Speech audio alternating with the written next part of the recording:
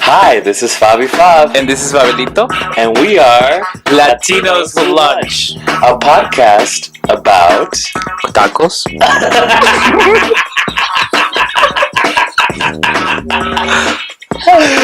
Burritos y semitas. Ay.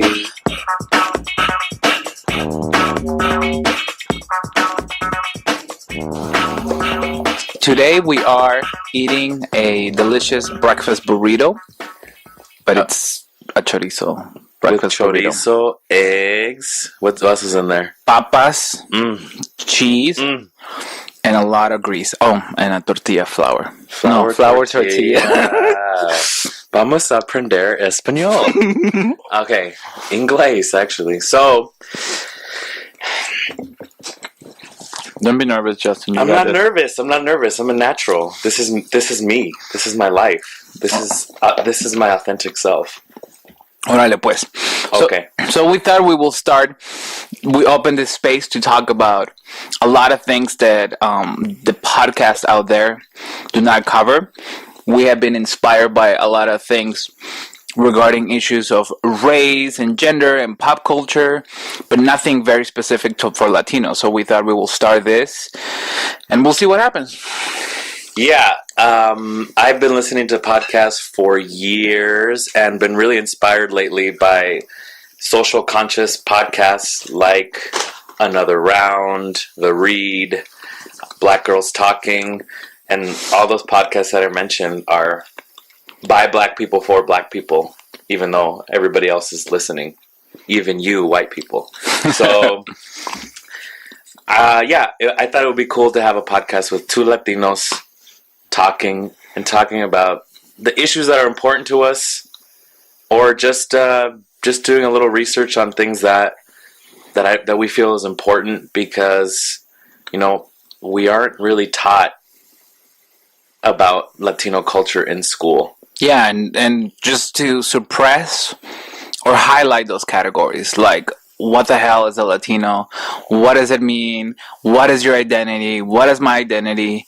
And this is one of the reasons why we're starting that today. So we'll talk about that today. We'll talk about who we are, how do we identify it, and then in the future, those ideas will come into perspective as we'll talk about things like tacos, arte, Selena, Caifanes, Eva Longoria, I don't know, like whatever we feel like talking.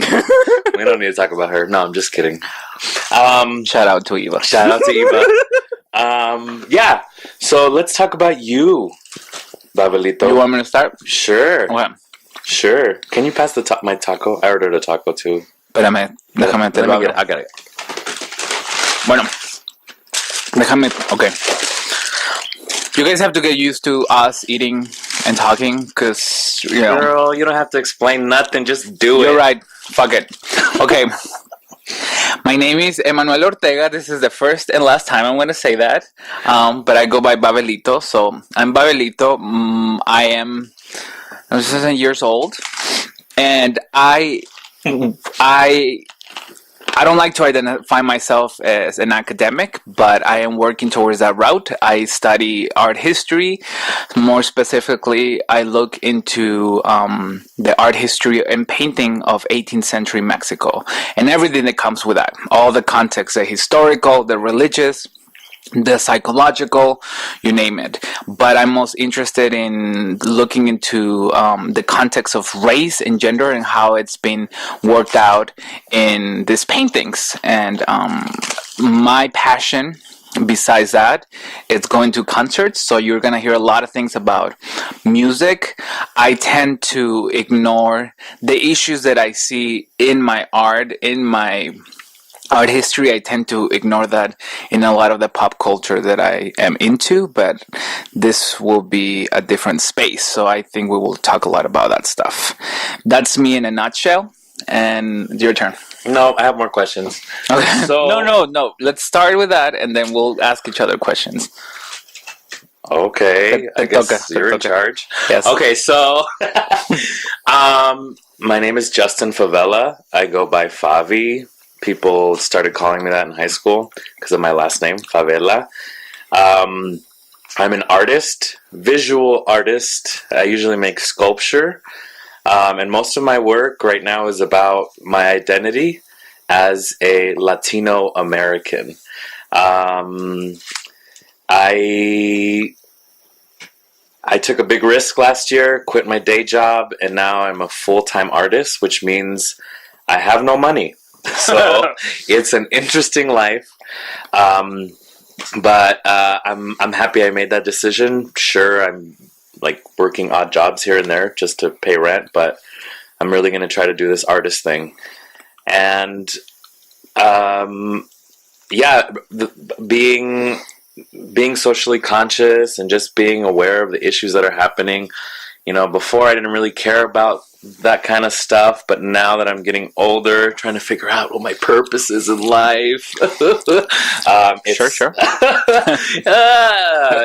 I don't know. It's becoming more important to me. It's central. Yeah, to have a voice and to, make work for myself, make work for my people, and make work that, make more opportunities for people that think like us, sound like us, look like us, act like us, talk like us, eat like us. Oh, so many people eat like us. Todo. Treat each other like... Okay, so... Yeah, so that's me in a nutshell. I mean... We're both from Las Vegas. I have been here since 1999. My family moved here from El Paso. Prior to that, we lived in Juarez.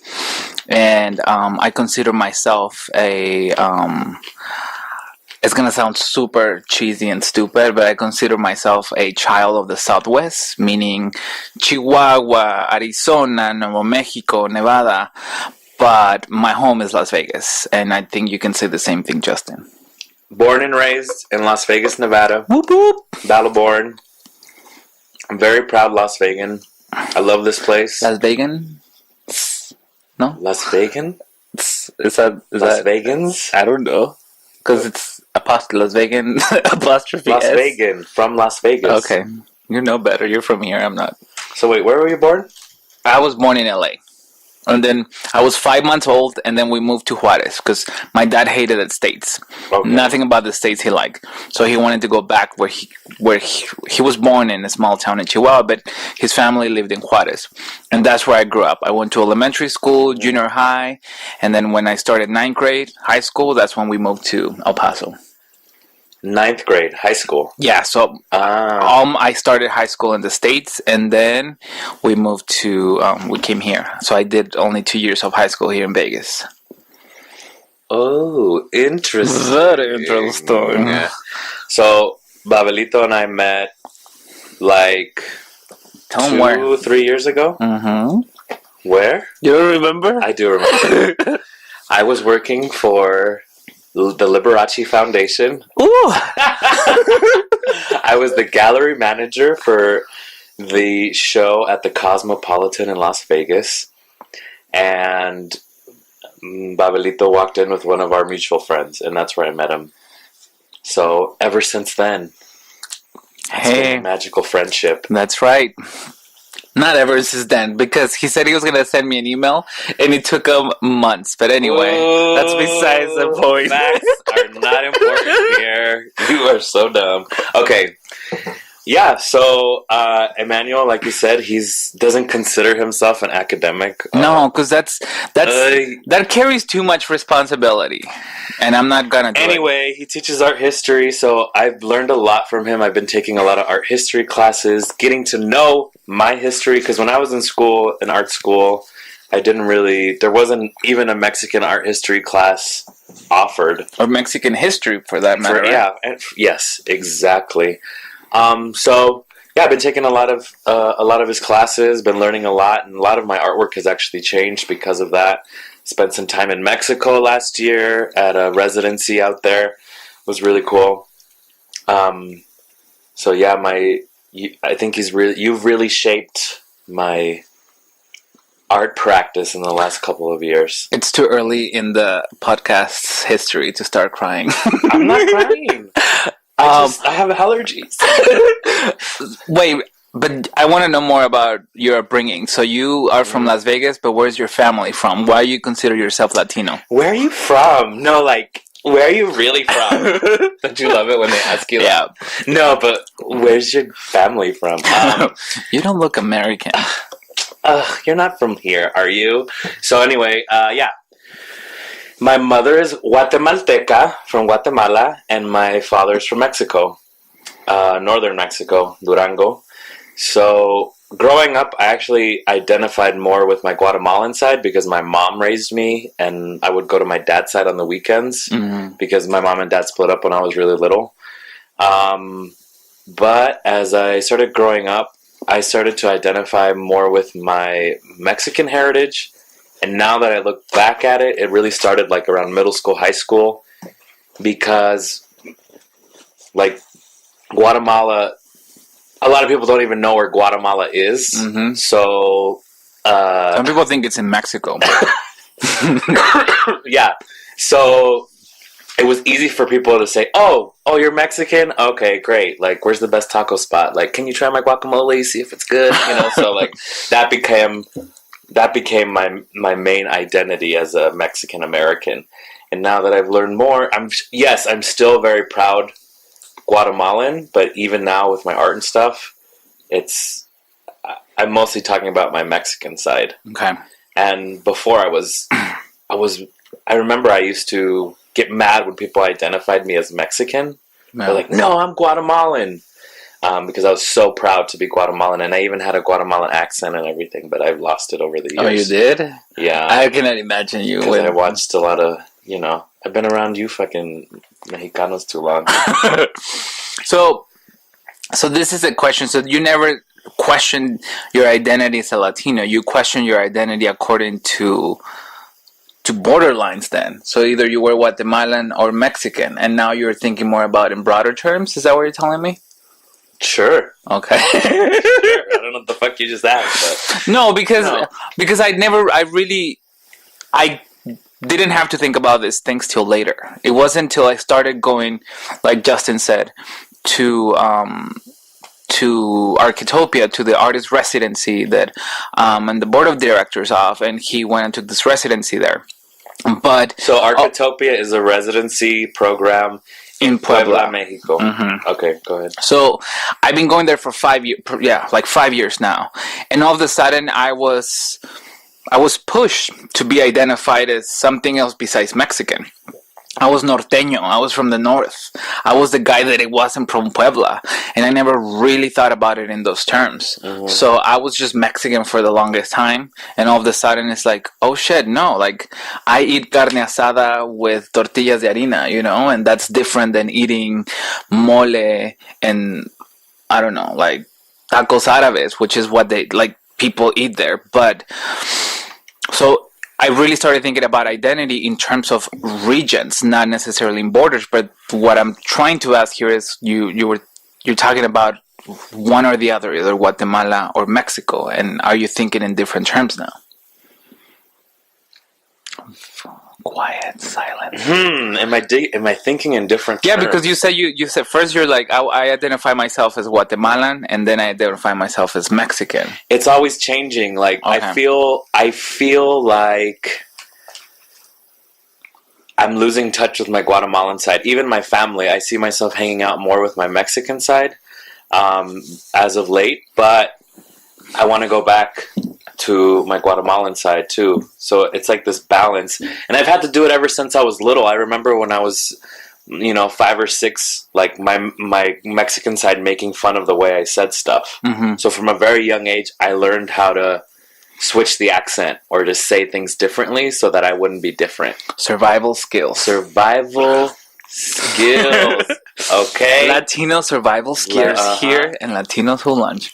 Yeah, and it's I don't think that's something that people think about. I don't think that's something that people realize that we have to do. Like, you have to negotiate identity even when you're a kid, which is I don't know, which is crazy to think about that. But I never really thought about it because I grew up in Juarez and then El Paso, and it was Southwest, it was the North. Everybody knew exactly what I was talking about, and it wasn't until I actually went deeper in Mexico, which is, I don't know, it's crazy that came into question. But anyway, what part of Mexico is your dad from? Durango. Durango? Near Tepehuanes. It's just like, it's a small pueblo, like in a movie. Like, have you ever been to Universal Studios tour? There's like that Mexico set that gets flooded. That's what it looks like. Like Rango? Yeah. Okay. I've never been to Durango. I heard it's beautiful. Durango. Se me sale lo chicano de repente. Yeah, I know, me too. Like Yolanda Saldivar. Yeah, recently Justin had a talk and he kept referring to Yolanda Saldivar as Yolanda Saldivar. Ay, Dios. It's hard because when you're speaking English, you want to like just keep. Okay, like for example, have you ever watched Everyday Italian with Giada De Laurentiis? Mm-hmm. And she's like, oh my god. So she's like, okay, today we're gonna make spaghetti. And you're like, bitch, it's spaghetti. But that's supposed to be the way you pronounce Parmigiano it. Reggiano. Like, girl, that's Parmesan cheese. We get it. Your family's from Italy. Like, but there's certain things that you shouldn't translate, like Yolanda Saldivar, you know.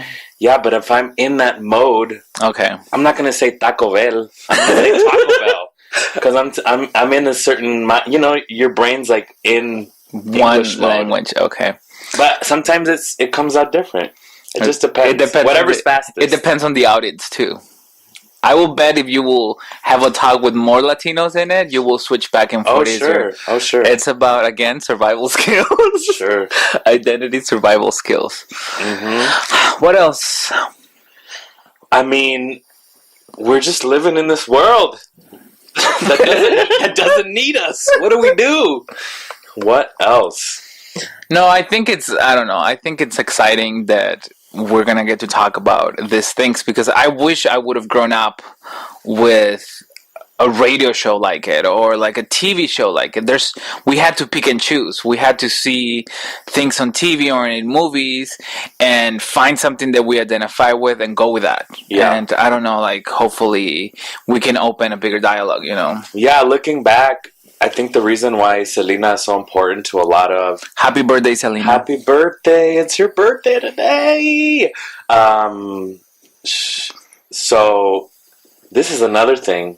I'll put a pin in it. I'll go back to Selena. But Selena, like the movie Selena, right? That came out in the 90s with Jennifer Lopez. Thinking about it now, it was one of the first times that I saw Chicana represented in mass media, right? It was probably... one of the first times, no. I mean, there's other movies like Stand and Deliver, yeah. But as like the main, like Richie Valens, he doesn't count. But you know, like La Bamba, whatever. But isn't that funny how like the Chicanos had to die tragically in order to get that movie? Oh, played by a white Native American man. Jesus Christ, Lord, amen. So, but what was I saying? Oh. But really, yeah, like you said, it's important to hear our voices, and because people, you know, people wouldn't see themselves in those places without certain films or certain celebrities in positions of not even power, but just in the limelight. One of the first probably brown people that I remember seeing on TV was Maria on Sesame Street. Okay. She's Puerto Rican. I never watched Sesame Street. Yep. Jesus. Where I was watching El Street Chavo in Mexico, Plaza Sesamo. Get on that shit. Yeah, they did, but I don't know. Okay. So hopefully, I mean, I'm not saying like I'm Maria from Sesame Street, but you know, it's nice to create these opportunities and people. This is another thing. Raza, stop complaining. And fucking do something about it. Yes. And that's not just brown people, that's everybody. You white people complain more than anybody. Please. Boom. Oh, yes, and another thing, if you're waiting in line, please stop complaining. We're all waiting in line. This is the thing that white people always do that really pisses me off. Oh my gosh. Like, yes, we're here. We know it's ridiculous. You don't have to say it out loud. Just like calm your ass down. The energy you're giving out is very negative. Like, it's okay.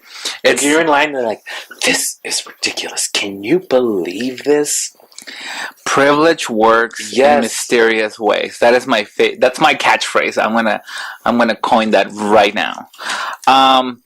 And also, we thought we will have this space because I have questions about Justin's Latino identity and upbringing, as he has questions about my Mexicano identity and upbringing. And I think it's two different things, and it's two different worlds. And there's certain he assumes that I watch a certain movie or a certain show because we both, again, maybe look the same or sound the same, and I do the same thing with him. But the reality is that the world that I grew up in, I mean, this idea of being inspired by a brown star never really crossed my mind when I was a kid. Like, I didn't think about it. It wasn't until I was in grad school when one of my advisors is like, oh, like racism occurs in Mexico. And that blew my mind. And I had a fight with him. So these certain ideas that in Mexico, for example, we don't talk about it as much. Things are changing, thankfully. But I don't know, put them in contrast. So you'll talk about who you are as a Latino in the U.S., and I'll talk about as being a Mexicano. Well, what are we talking in the about? US? Let's talk about it. We're just explaining. Abstract. Okay, so let's find an example. So here. Okay, so you obviously have an accent. You adorable, by the way. Sure, girl. And I feel like you're actually more comfortable speaking in Spanish than in English, which I'm the opposite. A lot more, yeah. Because so we're not that similar after all. We're not that similar, you and I. And it was so funny because I was at a party recently, and at Lance's house, and his friend Tony's there. He's like that drag queen dress designer kid. Yeah. And he's like, and his boyfriend is white. And we were kikiing about like The Love Boat and like Gilligan's Island, like old TV shows and shit. And he thought you were white. No, and he's like, where were you raised? Why do you know all these shows? Like, what do you... And I just said, I don't know. I used to watch a lot of TV when I was a kid. So like my reality was like old TV for a long time. Like that's all I watched. And I remember just being like in that. I was just like so like taken by like Hollywood and like those early TV shows when I was little. You were into those early TV shows because that's what your family liked, or that's because that was available on TV? Because we had 3 channels and that was it. Okay. We weren't living in a world of YouTube where you can just like watch any cartoon you want. That blows my mind. YouTube blows my mind. But anyway. So yeah. And I used to watch a shit ton of PBS, like all the shows on PBS. Thank God for PBS. Thank God. But that's why I think that's one of the reasons I love food so much. I would watch all them cooking shows. Julia Childs. Was there any Jacques Pepin? Was there any Jan Can Cook? Was there any Latino cooking star? How did I think of? I don't think there was. Not on PBS. Because I grew up with Chepina. That's what was coming in. That's her name. It's called. She was Chepina, I think, and she looked a little bit. Now that I think about it, she looked a little bit like Julia Child. So it's almost like the Mexican answer of Julia Child, and she will make things with McCormick, Lowry's. Yeah, but she was amazing, and that the role of a figure cooking in Mexico was Chepina. So the contrast of having an Asian dude or girl or Italian or French in TV again was never a question. This is what I'm saying. Why certain things And plus, we're conditioned like that in Mexico. When I was growing up, I think that there were 2 TV stations. You had what today is TV Azteca and the evil minds of Televisa, and that's it. So it's almost like identity is tied directly to those corporations, which is so fucked up. It's so fucked up. But that's going to be a separate show about Televisa. Yeah. Yeah. Okay. All right. Well, Thank God for editing. I don't know. I'm not gonna edit this shit. So, yeah, let's talk more about our identities, right? So I identify as Latino. Mm-hmm. You identify as Southwestern. I don't even know. Like it's what you said. It depends. It depends on where you at. I don't want to say I'm Mexican because that also carries a lot of weight. And there's a lot of aspects about Mexican culture that I just don't appreciate. Just like there's a lot of aspects about the U.S. that I don't appreciate. It's just like I think I don't like the idea of being bounded by borderlines. That's my problem. So coming up with a category is always like, but my upbringing, the people, the food, it's all Mexican. So if we will come down to it, I'm Mexican. Like I'm a proud Mexican. So, but again, it's I'm in Puebla and I'm norteño. Yeah. And historically, everything north of Mexico, it was considered chichimeca, uncivilized. It wasn't part of the main imaginary of what Mexico's supposed to be, of Mexico City, of the Valley of Mexico. I remember even growing up when they will give a number on the TV, please call this number and blah blah blah blah if you're in the metropolitan area, and everybody else in the rest of the country had a separate number. So if there was a contest and you didn't live in the Valley of Mexico, then there's 2 numbers. It's almost like a reflection of the identity. You call the number that reflects the área metropolitana, or you call the number in the interior. That's how they call it. And I remember thinking that. I'm like, either I'm from Mexico City or I'm not from Mexico City. And that's true about everything. How the art world works today, how the food world works today.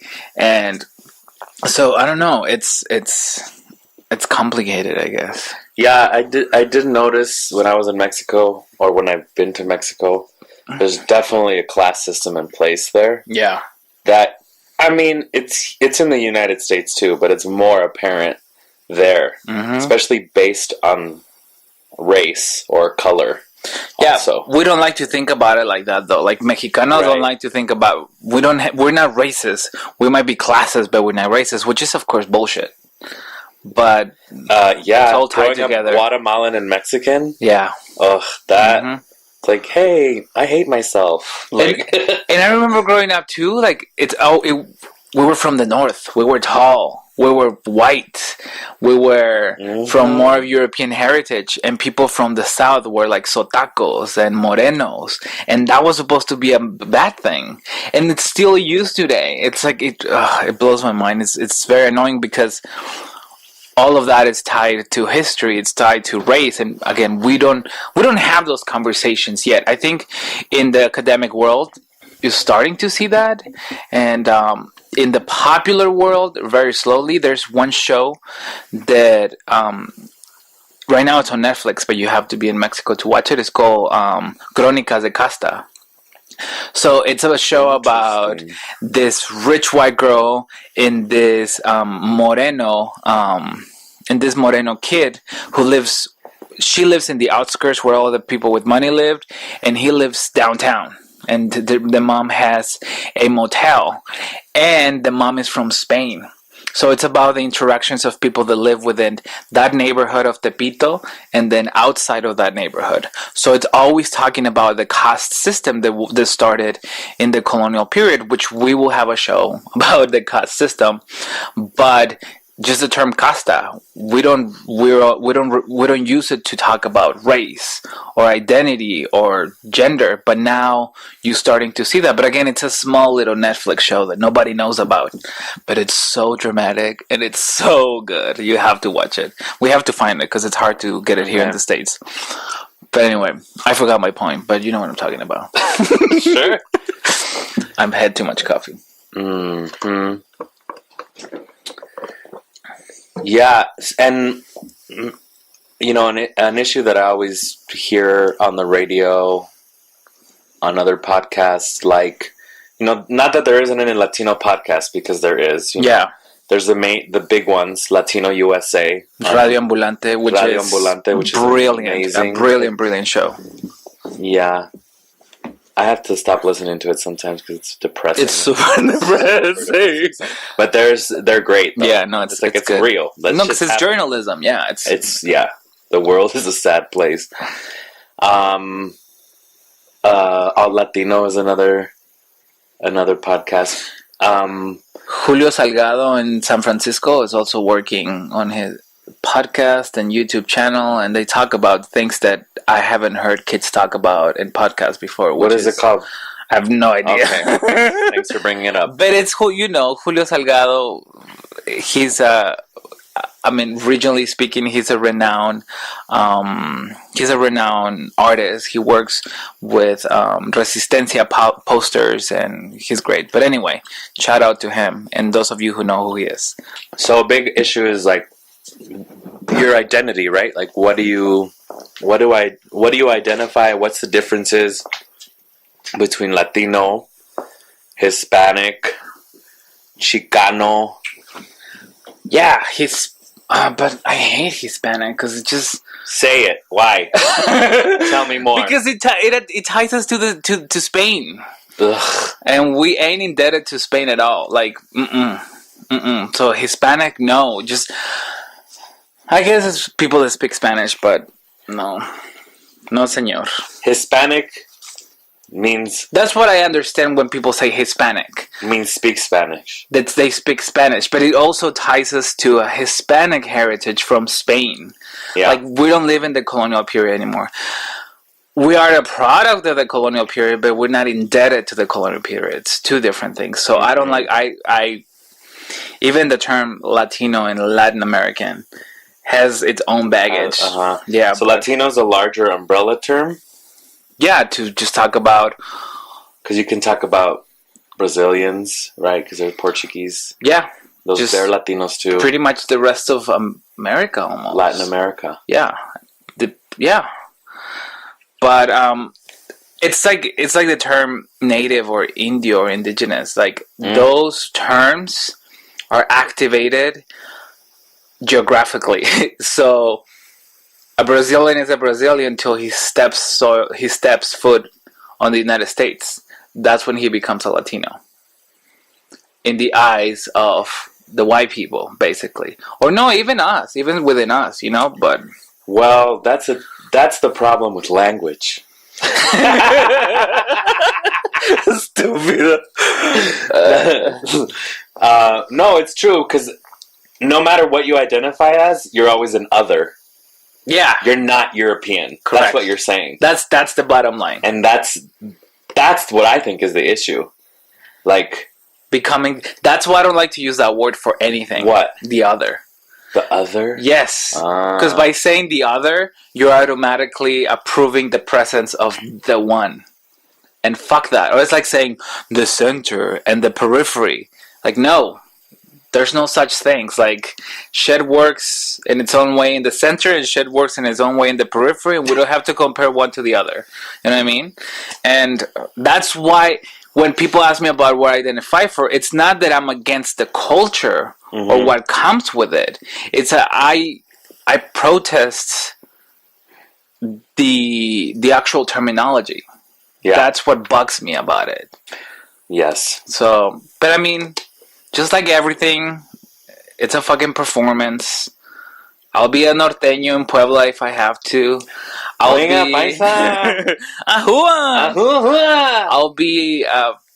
be a Latino in Vegas, or never a Hispano. A Latino, a Mexicano. Sometimes people identify as Hispanic, and I want to cringe when they say it.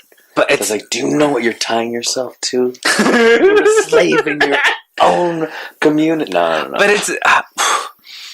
it's again going back to the caste system. During the colonial period, there were like hundreds of different castes, and all they have to do with region. So you can be a combination of Chinese and Indian. So did you break down what a caste is? Okay, the caste system was implied in Mexico in the 16th century when the Spanish first arrived to Mexico. There was a cleansing of blood process that already existed because of the Inquisitions in Spain. Mm-hmm. So that system wanted to be applied similarly in Mexico. It didn't necessarily work because there were people here from all over the world with different religions. But anyway, so people had to go through a cleansing system, limpieza de sangre, and according to that, you will be placed in your caste, or you will be named something. So you will be named Spanish, Creole, Bárbaro, Chino. They were, again, in paintings, there's only 16 categories.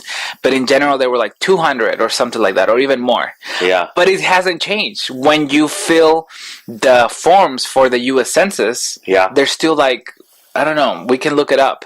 And there's like, I think like over 100 categories that you can fit in. So the caste system is still in place. White. Boom. No problem. This was Mexico. And I have that privilege. I don't know. But wait, what was you know what? I was talking to my little cousin the other day, and he identifies as white. That's crazy. And both of his parents are super Mexican. Do they worry or they don't? I don't know. I need to talk to him again because... How old is he? He's 8. But see, my little sister... I don't know if it was because they gave her like ¿cómo se dice cuando like they bully her in school? But she didn't want to speak Spanish and she didn't want to identify as Mexican. And my nephew, who's 7 years old, she said, "I'm not Mexican. I'm an American." I know. He's voting for Trump. Me cagué. Wait, but the same thing happened with like a cousin in LA, and now he's like super Mexican. I remember he was eating frijoles in the table and saying, "I am not Mexican," and we just gave him a hard time. But he was like 7 or 8 years old. You know what? Maybe he'll get over it. That happens. It's gross. Like for example, me, like I didn't really identify as anything, right? And then when it's like cool to be Mexican, like oh my god, fusion tacos, like. I know it's a cool thing. Like it's hard. How do you open that conversation with a 7 or 8 year old? I don't know, but they should start thinking about it. They need to start talking about it. You're right. Tough world out there. I'm gonna have them on the podcast. No, you know what was really fucked up on Facebook yesterday? What? Somebody posted. Oh my god. Say it. People don't even know when they're being racist. Okay, because I do a lot of work about food, about tacos. I have a project called Taco Takeover where I... See how I said taco? Takeover? Taco You're adapting. Taco Takeover. This is a space where you can switch back and forth. Oh my god, I just want to relax. Facebook? Let's light a candle. Taco Takeover. So on Facebook... So... Where I document myself eating tacos, right? Taking the taco back because they took it from us. They take everything. So somebody put on there, "Hey, Favi, thinking about you. What are you going to do for Taco de Mayo?" Gross. Question mark. Gross. Oh, Dios mío. And I said... Was he or she white? What do you think? Girl. I didn't respond, but I was at lunch with... Oh, shit. I was at lunch with a couple of my friends, and they pointed it out because I took my notifications off. I'm trying to live my life without my phone going off every 5 minutes. Yeah. And he's like, "Favi, what do you think about this?" And I just... Oh, no, my friend doesn't sound like that. I don't know. But... Let's assume he does just because... I just said, what the fuck? I just said, we don't celebrate Cinco de Mayo. That's a white people thing. Like, what the fuck? Fuck you. And then this other person, para acabarla de chingar, underneath that, he wrote, "Don't you mean Taco Pendants Day?" Right? No way, because that's so rude. Like, if you don't know what people celebrate in Cinco de Mayo, shut the fuck up. Like, you don't need to impress anybody. Why do you have to... Like, people say that to me, like, Happy Cinco de Mayo. And I'm like... Do you even know what the fuck it's about? Yeah. Like, happy 19th century Mexican forces defeating Napoleon III army. Like, I don't get it. No, it doesn't make... Cinco de Drinko. Like, yeah. It's a fucking mockery. Like St. Patrick's Day. I wonder what Irish people think about St. Patrick's Day. Yeah. They're at church. I wish we had a phone call. Like, and we're over here. Caller, please. Hi. Yeah, no, and it's and also, like, what? Say it. I'm mad right Say now. it. No, I'm not mad. I'm fake mad. But I don't know. Just like now, my identity is like the taco guy. Hey, where's the best tacos? And I did it to my fucking self. Yes. Can you believe that? I did it to myself, right? But like doing art about tacos, right? Because that was my thing for a long time, or it still is. Well, give a link so people can listen to it or look at it. JustinFavela.net. Taco Takeover. It's on the side there on my website. There's a map and everything, people. It's wonderful. Google's. It's all recorded on Vine, so they're only like nobody uses Vine anymore. But that's also what it's about. Like, why it's not a thing anymore? And I don't know. I don't know what's a thing anymore. These fucking kids are crazy. Yeah. So I forgot what I was talking about. You did it to yourself. I did it to myself because for a long time I was playing with the idea of, okay, I'm expected to know all this stuff about Mexican culture. Yeah. And I didn't really know a lot of it, right? Like I told you, I identified as Guatemalan. So... Didn't somebody ask you about nopales or something? Yeah, so people started asking me the craziest questions like, hey, how do you cook nopales? I'm like, I don't fucking know. You buy them at the store and you mix them in eggs? Like, what the fuck do you want me to tell you? Like, Jesus. So I started making art about that and just like making myself known as the expert on certain things. Mm-hmm. So I did it to myself, but then it's also very offensive to equate somebody to food. Yeah, like you are. Like, I feel like I'm just like a walking piñata taco. But see, I wouldn't... Halloween. Let it out. But see, I wouldn't mind that if I knew the person was equating that to me, knew the origin of corn and tortillas and nixtamal and the beef and the trompo, which comes from the... What is it, kebab? Or no, the... How do you call it? The Lebanese.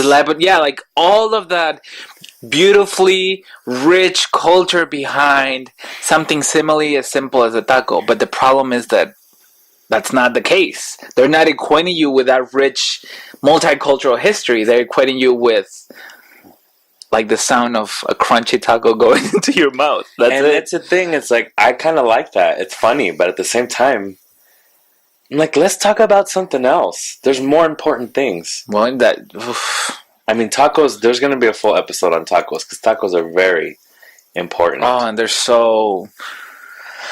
it's a source of life. Hallelujah. Hallelujah. Gloria a Dios. Yeah. But it's the things, it's the things you face every day.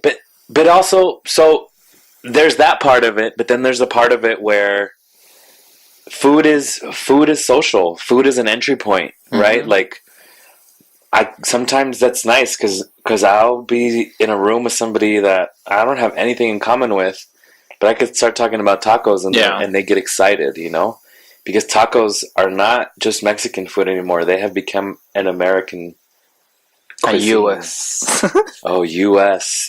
United States of America food, And they said that in order to really know a culture, you have to start with the literature. I disagree. I think it can be through their food, but I don't know. It's tough. And again, those are the kind of questions that they're new to me. Not new. I'm gonna say in the last 15 years or so. Mm-hmm. But in my upbringing, I didn't question that. At all, and now I'm obligated to do that. I remember working in a store for maybe 3 years. It was called a museum company, and we carried. I don't know if you ever went there. It was at Caesar's Palace. Nope. But we carried merchandise from different museums around the world. So if I was in the yeah, I know.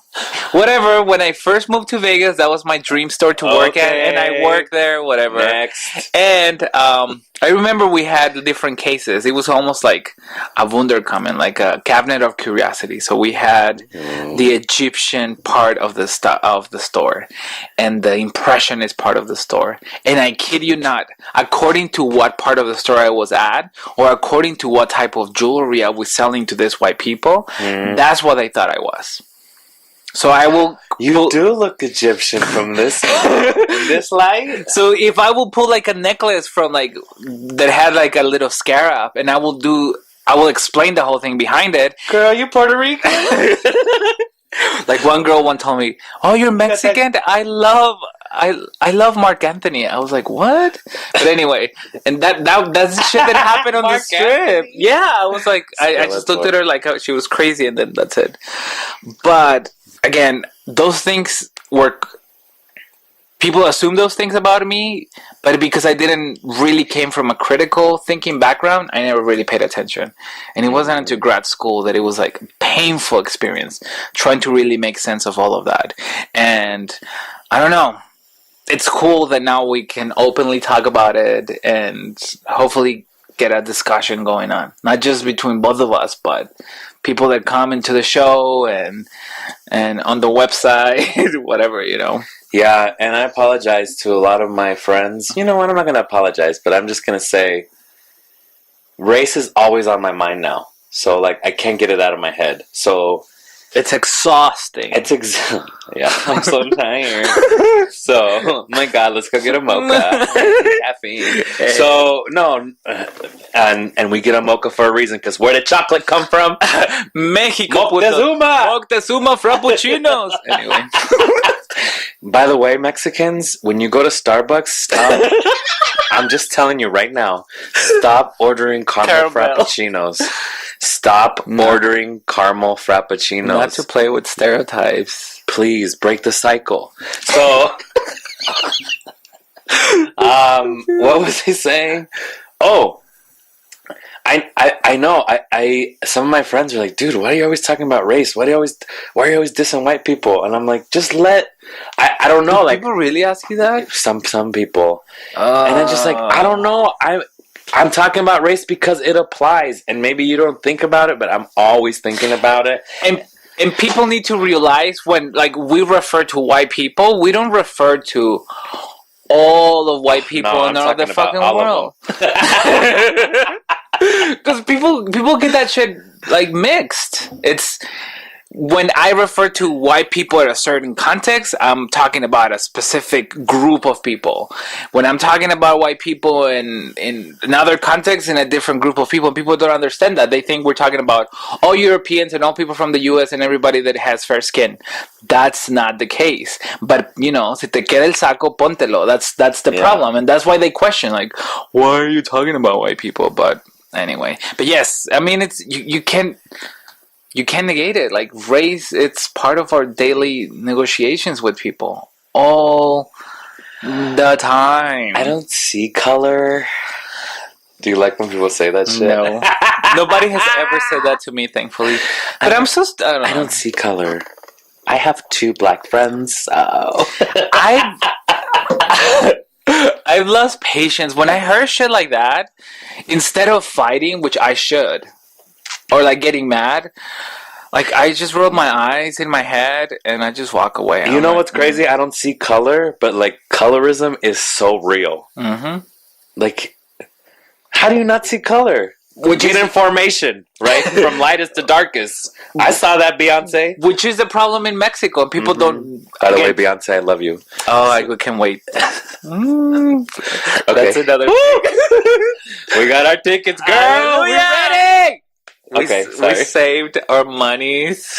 We gave away all of our funds. Speaking of Beyonce, we are talking about identity. We haven't talked about sexual identity. right? That's a whole nother thing. But that's going to be a whole nother episode. So let's pretend we're just starting. Hi, my name is Babelito. Hi, I'm FavyFav. And we're both queer voices who Latinos who lunch. I don't know. Hallelujah. Two snaps in a circle. In case you didn't notice, it's know. two gay people. Well, you never know nowadays. Really? Oh my God. Yeah, I've been fooled. Because straight people are appropriating like RuPaul language. I was at lunch the other day. I eat lunch every day, you guys. I was at lunch the other day, and the straight man was like, and you know what? Girl, he was throwing shade. Like, saying shit like that. Ay, qué horror. And I was like, oh, he watches RuPaul's Drag Race. That's nice. That's what's happened with RuPaul. Yeah. He's created this blanket where everybody's... I don't know, everybody can talk like that. Yeah, like everybody can be under the same blanket and fucking talk the same way. That's so sad. But I mean, I shouldn't say anything because I didn't talk like that either. Like I shouldn't use words. I didn't use words like shade and girl, and so I'm guilty of it. Yeah, I guess. Calm down. Stupid. Calm down. So yeah, there's a lot of layers to it. There's a lot of layers, and it's very complicated. Oof. And if anything will come out of this adventure, it's going to be specifically that if you will learn something from our silly conversations, will be that identity. It's something extremely complex. That it's something that we do to each other, and it's something that it's. When you contextualize it, there's so many things to it. There's gender, there's history, there's food, there's family, there's pop culture, there's present media, there's the internet, there's social media. So, I don't know, hopefully our future shows will reflect that and really put things in a perspective. And something that I've been thinking about and that I don't think enough people talk about is as Latino men, we actually do have a lot of privilege that other people don't have. Like... Explain, please. I'm just saying, like, as a man, I have more privilege than a Latino woman. Yeah. And that's something that's not talked about a lot, but I don't think it should be dismissed because I can get away with way more stuff. Machismo is real. Absolutely. Oh, absolutely. So, yeah, it is. Like, I don't know, like, think about, like, I can, like, I have the privilege of being an artist also, right? And, like, talking about this and thinking about this, like, my fucking mom and dad didn't have the time to think about this work. Stuff. Yeah. They had to work. They had to go clean the fucking casino, Yeah. They're trying to provide for their family. And I have the privilege to, like, talk about this shit. Like, to quit your job and do this stuff. Oh, and I forgot to do my taxes this year. It's struggle. Oh, my God. But, I mean, it is. It's important to keep that in mind. And I think we were raised better. Oh, and we keep those things in mind. Or, like, to be an undocumented person in the United States. Like, there's people that look just like us, have the same amount of education, but they're undocumented. Yeah. Like we don't know that struggle. That shit blows my mind. We don't know that. When somebody's undocumented, but their identity is rooted in this fucking region, like that is crazy to me. But like, who am I? I mean, I know my history, I know where I came from, and I know how hard my dad worked and my grandparents worked to have me in this situation where I can sit in this couch and talk about this shit with these microphones. But still, like, there shouldn't be these differences, like, in terms of I don't know, like, illegalities with people. I don't know what I'm saying. Anyway, keep going. Yes. So we're just gonna we're opening up the greater conversation. That's right. And I think every episode we want to make it a certain topic. And we gave some shout outs at the beginning of the podcast with our Latino people, and I think I want to keep doing that every episode. I'm going to give some shout outs to podcasts that if you're not listening to, you should at least know about because they are really amazing. And so I'll just go down the line right now I listen to a lot of Black podcasts, like I mentioned, and the main one that really inspired this one is For Colored Nerds. For Colored Nerds. For Colored Nerds is one of my favorites, and it's two Black people, a guy and a girl, best buddies, and they pick a topic and... Are they queer? They go off. I don't think so. I think they're both straight, which is refreshing. All I fucking listen to is queer people. So anyway, be quiet. I'm just kidding. Loud and proud. So, no, it's a really great podcast. And, some of it's really fun. Like, they talked about Stevie Wonder one episode. Oh, that was a wonderful episode. Really serious stuff like white privilege or... did you listen to the one about the art world? That was really amazing. No, but I listened to the one about the Real Housewives. Very important issues. They're on the pulse. Yeah. So, For Colored Nerds is amazing. And the same realm, like... The Read. The Read. Oof. The Read has been one of my favorites. Same here. There's Two Guys and a Girl. There's Black Girls Talking. You listen to a lot more podcasts. Another Round is amazing with Heaven and Tracy. Shout out. And there's so many. There's so many. Yeah, and that's a beautiful thing. That's a beautiful thing. There's so many options when it comes to podcasts for people of color. But we wanted to do something more specific to our identity, to this idea of being a Latino, or what does it mean to be a Latino for you or for me. And I don't know, hopefully this is one out of many, many, many, many episodes to come. Yes, shout out. If you have any questions, please send them to latinoswholunch@gmail.com.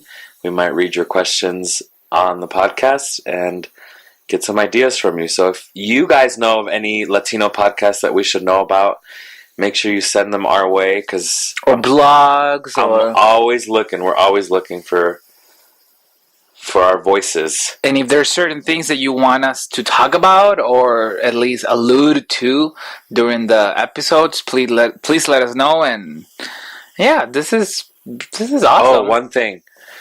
Okay, I don't know how this is going to sound, but so I listen to a lot of podcasts, and a lot of them are based out of the East Coast. And I've noticed that people from the East Coast call all brown people, no matter if they're Puerto Rican, Dominican, Mexican, they call them Spanish people. Oh, yes, I've heard that. Not cool. So just because you're brown doesn't mean you're Spanish. No. So I've heard it on a lot of podcasts. Oh, I mean too, and I cringe. Doesn't it hurt your feelings? Well, but think about it. If I hate people calling me Hispanic, imagine fucking people calling me Spanish. So like a lot of these. No, señores. No, they're Puerto Rican. They're not Spanish. Or Dominicanos, or you name it. Yeah. Anyways. That's just something I had to get off of my chest. Thank you for that. Because I hear a lot of people calling... It's just an East Coast thing, because I know I have a friend from Jersey, and she'll say Spanish. Like, oh, you Spanish people are I don't so hear that much here. Yeah, it's like... Because the West Coast people, there's more of us... I don't know if there's more of us. No, that's not necessarily true. That's not correct. But, like, we live in Las Vegas, Nevada. Like, Nevada. Nevada, if you're from here, and if you're Nevada saying it in English. All right. Anyway. Okay. Well, thank you guys for listening, and hopefully we'll see you next time. No, not see you, because this is not a fucking TV show. Thank you guys so much for listening. Bye. Adios.